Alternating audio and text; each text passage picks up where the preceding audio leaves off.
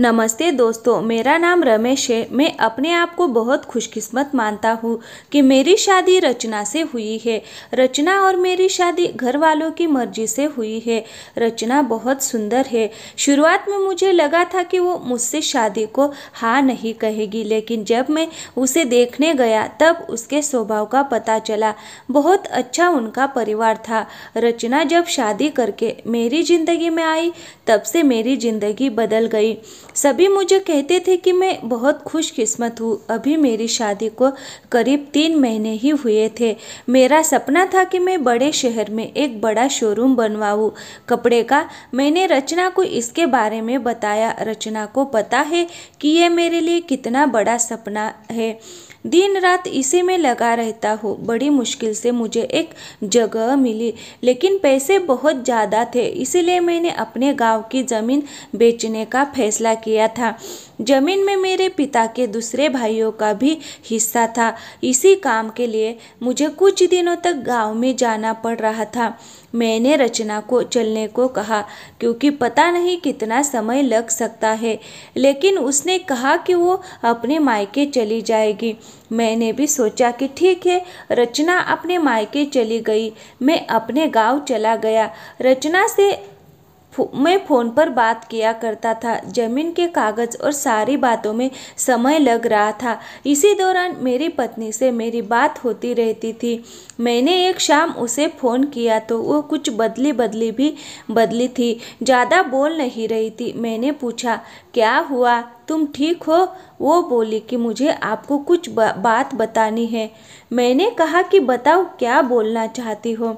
वो थोड़ी देर चुप रही और फिर बोली कि नहीं, अभी नहीं, मैं आपको मिलकर ही बताऊंगी। मैंने भी कहा कि ठीक है, लेकिन मुझे नहीं पता था कि मेरी ज़िंदगी में इतनी बड़ी बात होने वाली है।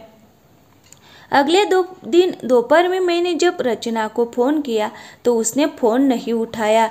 मैंने भी सोचा कि कुछ काम होगा, इसीलिए मैंने उस बात पर ज़्यादा ध्यान नहीं दिया।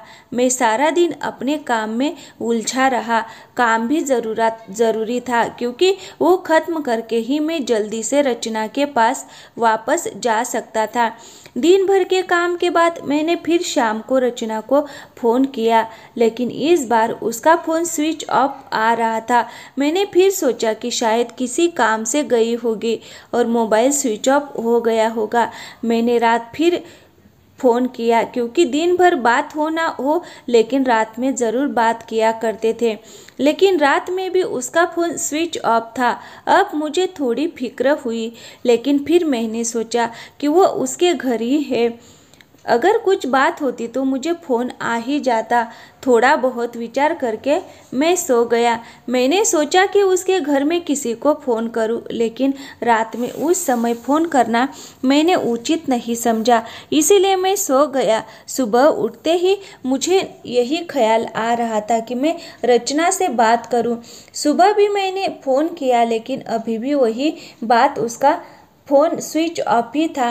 अब मैंने उसकी मम्मी को फ़ोन किया, लेकिन उन्होंने भी मेरा फ़ोन नहीं उठाया। अब मुझे थोड़ी देर फिक्र होने लगी थी कि क्योंकि किसी से भी मेरी बात नहीं हो रही थी। करीब 3 दिन तक ना रचना का फ़ोन आया, ना उसकी माँ का। मैं अपने काम में लगा रहा। फिर एक शाम मेरी सास का फ़ोन आया। मैंने पूछा कि रचना कहाँ है? वो बोली, रचना अपनी एक चचेरी बहन की शादी में गई है। शायद वहाँ नेटवर्क नहीं होगा, इसलिए बात नहीं हो पा रही है। मैं भूल गया था। रचना ने मुझे बताया था कि वो वहाँ जाने वाली है। मेरी चिंता थोड़ी कम हो गई और मैं वापस अपने काम में लग गया। रचना वहाँ 5 दिन रुकने वाली थी, इसलिए मैंने सोचा कि शायद 5 दिनों तक मेरी रचना से कोई बात नहीं हो पाएगी। मेरा काम भी लगभग ख़त्म हो गया था। मेरे हाथ में पैसे 2 से 4 दिन में आने वाले ही थे। जैसे ही मेरे हाथ में पैसे आए, मैं वहाँ से निकल गया। वहाँ से निकलने के बाद मैं सीधा अपनी पत्नी के घर ही गया उसे लेने के लिए। जैसे ही मैं वहाँ पहुँचा, मुझे देखकर मेरी सास खुश होने के बजाय डरी हुई दिखाई दी। मैं थोड़ी देर वहाँ बैठा, उनसे पूछा कि रचना कहाँ है? वो बोली कि वो अभी आई नहीं है। मैंने बोला कि आई नहीं है? अभी तक उसका फ़ोन भी नहीं लग रहा। मैंने कहा कि आप मुझे वहाँ किसी का नंबर दे दो। कितने दिन से रचना से बात नहीं हुई है। वो कुछ देर सोचती रही, फिर बोली कि अभी मेरे पास नहीं है, मैं आपको किसी से पूछ कर देती हूँ। करीब 8 दिन हो गए थे मुझे रचना से बात किए। मुझे रचना पर भी गुस्सा आ रहा था कि उसका फ़ोन स्विच ऑफ क्यों है। साथ ही उसका फ़ोन काम नहीं कर रहा तो वो किसी के भी फ़ोन से बात कर सकती, लेकिन उसने मुझसे बात नहीं की। मैंने सोचा था कि जब वो आएगी तो उसे ज़रूर डांटूंगा। मेरी सास का फ़ोन नहीं आया। करीब 12 दिन हो गए। मैं उनके घर वापस गया, लेकिन अब वो भी घर पर नहीं थी, ना ही मेरा फ़ोन उठा रही थी। अब मेरे मन में बहुत सारे विचार आने लगे कि आखिर बात क्या है जो रचना और उसके घरवाले मुझसे इस तरह का बर्ताव कर रहे हैं। मैंने उन्हें मैसेज किया कि अब मैं पुलिस के पास जाऊंगा। मेरी इस धमकी से शायद वो डर गई और उनका फ़ोन आया। बोली कि बेटा, मैं तुम्हें कुछ बताना चाहती हूँ, तुम घर आ जाओ। अब मेरी चिंता बढ़ती जा रही थी। ऐसी क्या बात है जो ये सब मुझसे छिपा रहे हैं। मेरी पत्नी ने मुझसे 20 दिनों से बात नहीं की थी। मैं अगले दिन उनके घर गया। मेरी सास का मुंह उतरा हुआ था। मैं बहुत गुस्से में था। मैंने जाते ही उन्हें जोर से चिल्लाते हुए पूछा कि कहाँ है रचना।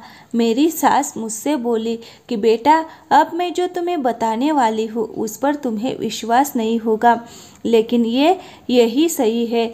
वो बोली कि रचना किसी के साथ भाग गई है। मुझे मेरे कानों पर विश्वास नहीं हुआ कि मैंने क्या सुना। मैंने बोला, आप कुछ भी बोलोगे और मैं मान जाऊंगा।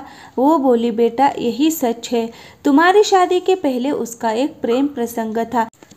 जब वो वहाँ गांव में अपनी बहन की शादी में गई तो उसे वो वहाँ मिल गया और वो मौका देखकर वहाँ से भाग गई।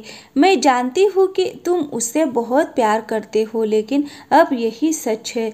तुम्हें उसे भूलना होगा। हम लोग पुलिस के पास नहीं गए, नहीं तो बदनामी होगी, इसीलिए हम इस बात को तुमसे छिपा रहे थे। रचना मेरे साथ 3 महीने तक रही थी। जितना मैं उसे जानता था वो ऐसा नहीं कर सकती थी, लेकिन उसकी माँ ये कह रही थी तो मैं कैसे ना मानता। मेरा मन अभी भी मानने को तैयार नहीं था। मेरी सास मेरे आगे रो रही थी, माफ़ी मांग रही थी। इतनी बड़ी बात मेरे घर वालों को पता चली तो उन्हें भी विश्वास नहीं हुआ। रचना स्वभाव से बिल्कुल ऐसी नहीं लग रही थी। रचना की माँ को देखकर मैं और मेरे घर वाले चुप रह गए। हमने कुछ बड़ा कदम नहीं उठाया।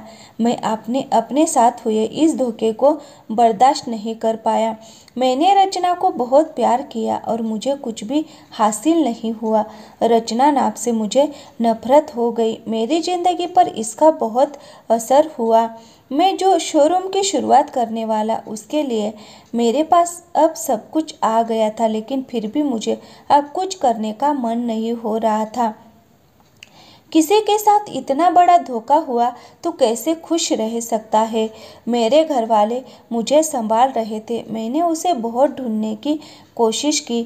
मैं चाहता था कि वो मुझे मिले तो मैं उससे पूछूं कि आखिर उसने मेरे साथ ऐसा क्यों किया। धीरे धीरे समय बीतता गया। उसे गए अब 7 महीने हो गए थे और मैं भी उसे भूलकर अपनी ज़िंदगी में वापस बिजी होने की कोशिश करने लगा। मेरा उसके घर यहाँ से जाना हुआ। ऐसे ही मेरा ध्यान उसके घर की खिड़की पर पड़ा। मुझे दिखाई दिया कि खिड़की में रचना है। एक झलक सी मुझे दिखी। मैंने उसी समय उनके घर का दरवाज़ा बजाया। मेरी सास ने दरवाज़ा खोला और वो मुझे देखकर ही डर गई। दरवाज़ा खुलते ही मैं अंदर जाने लगा। मेरी सास ने मुझे रोका, लेकिन मैं नहीं माना। अंदर मैं कमरे में गया तो रचना को देखकर मैं हैरान रह गया। रचना व्हील चेयर पर बैठी थी। रचना ने मुझे देखा और उसकी आंखों से आंसू आ गए। मैंने पूछा, ये क्या हुआ रचना? बस रो रही थी। मेरी सास बोली कि बेटा, रचना जब शादी में गई थी तब उसका एक्सीडेंट हो गया था और उसे ऐसी जगह चोट आई जिसके कारण अब वो चल नहीं सकती है। एक्सीडेंट के समय भी बेहोशी में ये कह रही थी, तुम्हें ना बताए, वो बड़े काम के लिए गए हैं। डॉक्टर ने जब बताया कि हो सकता है रचना अब चल ना सके और इलाज पर बहुत ज़्यादा पैसा लगेगा, तब भी मैंने कहा कि दामाद जी को बता देते हैं, लेकिन रचना ने कहा कि मैं उनकी ज़िंदगी खराब नहीं कर सकती। उनका सपना है शोरूम खोलने का। उनकी ज़िंदगी में मैं जाऊंगी तो उन पर बोझ ही बनूंगी। इसीलिए रचना ने ये झूठ तुम्हें कहने को कहा, ताकि तुम उसे भुलाकर भला बुरा कहकर उसे भूल जाओ, उससे नफरत करो। मेरी पत्नी मुझसे इतना प्यार करती थी। मैंने उससे कहा कि रचना, अगर मेरे साथ ऐसा कुछ हो जाता तो क्या तुम मुझे छोड़ देती? रचना ने रोते हुए कहा कि ऐसा मत बोलो। रचना ने कहा कि मैं आपकी दोषी हूँ। एक्सीडेंट में हमारा बच्चा जो मेरे गर्भ में था वो भी नहीं बचा। आप मुझे भूल जाए, दूसरी शादी कर लीजिए। मैं आप पर बोझ नहीं बनकर रहना चाहती। रचना की आंखों से आंसू नहीं रुक रहे थे। कितने दिनों उसने इन्हें रोक कर रखा होगा। मैंने रचना को बीते कुछ महीनों में ना जाने क्या कुछ नहीं कहा, लेकिन अब वो रचना को एक पल भी अपने से दूर नहीं रखना चाहता था। मैंने रचना की एक बात नहीं सुनी। मैं रचना को अपने साथ ले आया। अब कोशिश यही है कि वो फिर से चल सके। मैंने मेरा शोरूम बेच दिया और अच्छे से अच्छे अस्पताल में रचना को दिखाया। उम्मीद की किरण दिखाई दे रही है। बस मैं यही चाहता हूँ कि वो फिर से अपने पैरों पर खड़ी हो जाए। तो दोस्तों, कैसी लगी आज की कहानी? अच्छी लगी हो तो वीडियो को लाइक और चैनल को सब्सक्राइब ज़रूर कीजिए। थैंक यू, धन्यवाद।